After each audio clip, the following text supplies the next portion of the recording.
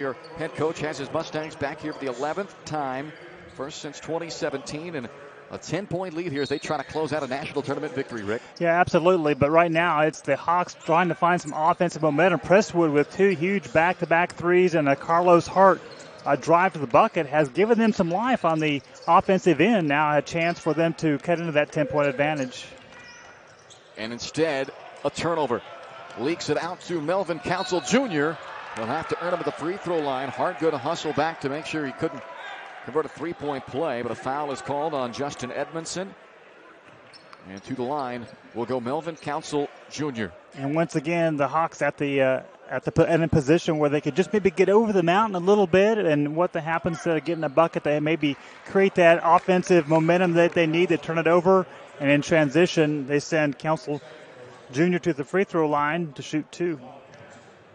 Melvin Council Jr., fifth in the country in scoring last year, averaged 23.8 points per game. He is 24th in the NJCAA in scoring this year at 18.6 points per night.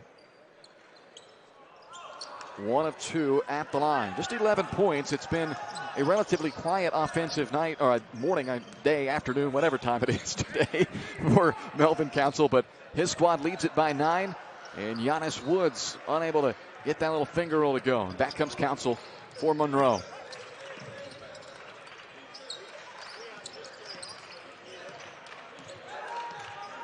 And once again, Monroe very patient on the offensive end, moving the ball, looking for really good shots, but they're looking at that clock. Once it gets to 10, they try to make something happen. Nice post inside, kick out.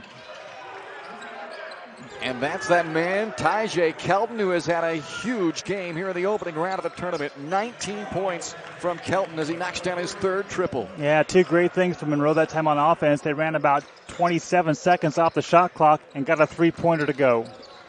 Well, some teams, and this is a team that averages 87 points per game as Prestwood comes up short, but Hart puts it back in. Some teams, when they try to slow things down and be patient, can kind of take them out of their rhythm, and that has not been the case for Monroe. They have been very clean, very smooth still offensively, despite being patient, although no patience needed this time. Feed the hot hand. Tyjae Kelton, another three. 22 from Kelton. How dangerous is a team offensively when you can score early or score late? You don't have to have that high-octane offensive gear. You can stop, run your set, and know who the hot hand is, find some of the quality bucket in the last few seconds in a shot clock. Fifth 20-point game this year for Tyjae Kelton. He picked a great day to do it. Foul on the floor, or are they going to give him shots here? He's going to shoot two, and I believe that'll be Wells' second personal foul. That's his first. So this is what South Georgia State has done to teams this year. They just get to the free throw line a ton. Sixth most made free throws in the country this year. They shoot 73% as a team, but both of those have not been there for them in this game. They're just 6 out of 9 with that make now. And you have to believe the zone defense that Monroe has played has a lot to do with that. Just it's not the contact. And you're more likely to shoot open jumpers when you find the little gap in the zone to get a shot off. Less opportunities to drive to the bucket and less chances to go to the free throw line. And Monroe is doing it without their biggest defensive presence in the inside. Emmanuel Ogbole, who they lost to an ACL injury in the district championship game, who averaged 2 blocks per game, was just a Windex machine in there cleaning the glass for them. And they haven't had him in this game. They won't have him in this tournament. But in this one, we mentioned it off the top, size not necessarily the biggest strength of South Georgia State. Overall, not a huge team. And so that combination has still worked out for Monroe despite their big guy. And now Tyjae Kelton missing a three. But boy, has he been hot in this one. And another offensive rebound for Monroe. Their 10th offensive board of the game. Great offensive glass crash that time by Wells from the weak side. The shot on the left side is going to most likely come off his direction and timed that perfectly to get the extra opportunity, not just at a second shot, but at a new shot clock, which again got down into single digits. And on a drive to the bucket, we have a foul. That is the team foul number 7, so 1-1 now. Council will go to the line. Wiggins picks up the foul, his first. Early on in this game, South Georgia State, they were keeping themselves in this by crashing the offensive glass. That has kind of gone away from them, and instead it's been Monroe College now who is up to 10 offensive rebounds, who has taken on that role, and it's helped them not only preserve their double-digit lead, but they continue to build on that now. It currently sits at 14 and a chance to make it 15, and he does. Again, Council Jr. only had 2 points at halftime, and so you knew it would be tough for South Georgia State is if he found his offensive rhythm in the second half, which is exactly what he's done. Knocked down a couple of threes. That really got him going, and now he's been able to get to the free throw line and convert 3 out of 4 from there. Talking about threes, Zay Wiggins, the top three-point shooter for South Georgia State. 7 he makes on a 41% clip this year. That's his first of this one. Again, we see that full court pressure as the Hawks continue to find those extra possessions as we're now under 7 minutes to go. Offensive foul is called on Zaire Wells. Yeah, jumping the pass is rarely a good idea, and that time it's exactly what Wells did. Started the penetration, really had nowhere to go towards the bucket, tried to kick it out, picks up his second. And here's an extra possession that the Hawks need to take advantage of. They're kind of hanging around. They was as close as 5 here in the second half before Monroe opened up a much larger lead. But since that point in time, the Hawks have been slowly chipping away. They have just yet to really get hot offensively. They're still under 40% for the game from the field, and they have started knocking down a few threes, though. Prestwood opened that lid with a couple of them, and that's starting to heat up for them. They're going to need some more of it probably down the stretch with 6.5 to go. There's a drive and a miss. Strong rebound by Mohammed. Wells fouled on the attack. Lamar picks up the personal foul, and it will put Zaire Wells at the line for 2 more shots for Monroe.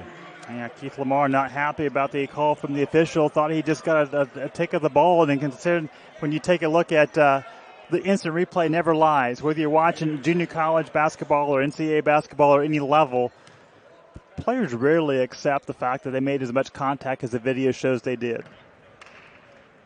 Wells misses the first of the 2 shots here. 12-point lead for Monroe College. They've led by as many as 15 in this second half.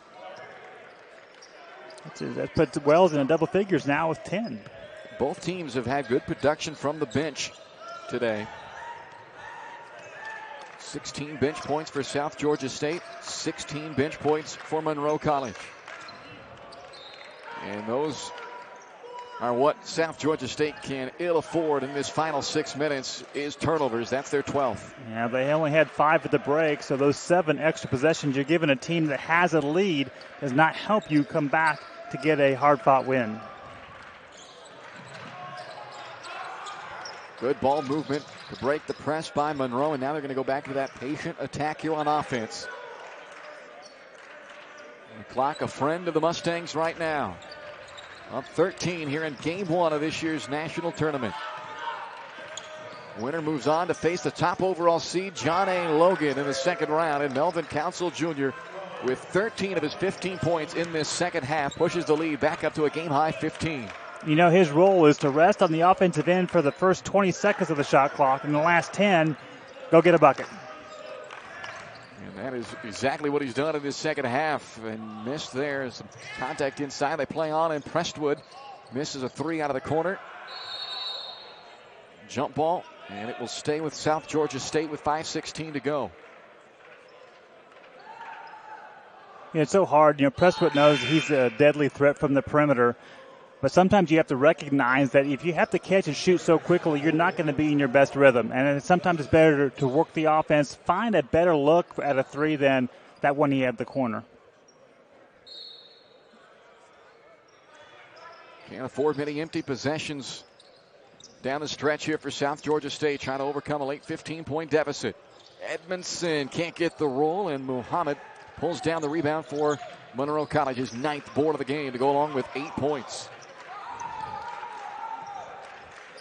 And once again, Ed Vargas very patiently setting up the offense. He's been good, hasn't he? Vargas off the bench running this offense. Misses the 3, but Muhammad an offensive rebound. Stripped out of his hands. Good hands defensively by Wiggins. Deflected out, and that will stay with South Georgia State. And we have a timeout. 71-56, Monroe by 15, 4:36 to play. You're watching the NJCAA Men's Division.